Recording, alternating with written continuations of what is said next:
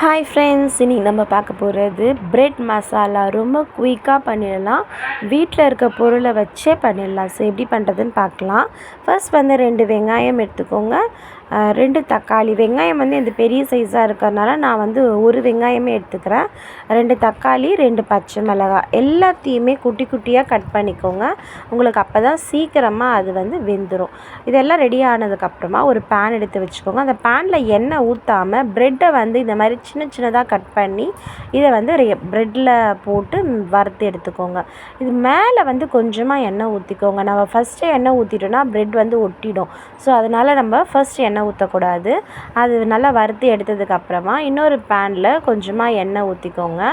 அந்த எண்ணெயில் சோம்பு, சீரகமோ இல்லை கடுகோ அது போடாமல் சோம்பு மட்டும் ஆட் பண்ணிக்கோங்க. நெக்ஸ்ட் நம்ம கட் பண்ணி வச்சுருந்த வெங்காயம், பச்சை மிளகாய், தக்காளி இது எல்லாத்தையுமே அதில் போட்டு நல்லா வதக்கி எடுத்துக்கோங்க. எண்ணெய் நல்லா பிரிஞ்சு வர வரையும், தக்காளி நல்லா சுருங்குற வரையும் நல்லா ஃப்ரை பண்ணிக்கோங்க.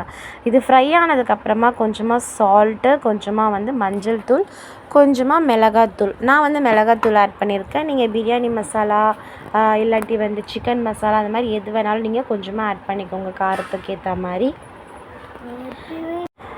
அது நல்லா மிக்ஸ்ட் ஆனதுக்கப்புறமா ஒரு அரை ஸ்பூன் அளவுக்கு சுகர் ஆட் பண்ணிக்கலாம்.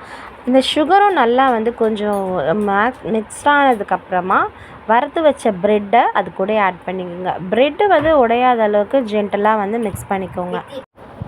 இது நல்லா மிக்ஸ்ட் ஆனதுக்கப்புறமா மிக்ஸி ஜாரில் ஒரு தக்காளி, கொஞ்சமாக சுகர், கொஞ்சமாக மிளகாத்தூள் இதையும் நல்லா ஃபைன் பேஸ்ட்டாக அரைச்சிட்டு இந்த கேஸை லோ சிம்மில் வச்சு இதையும் நல்லா மிக்ஸ் பண்ணிக்கோங்க.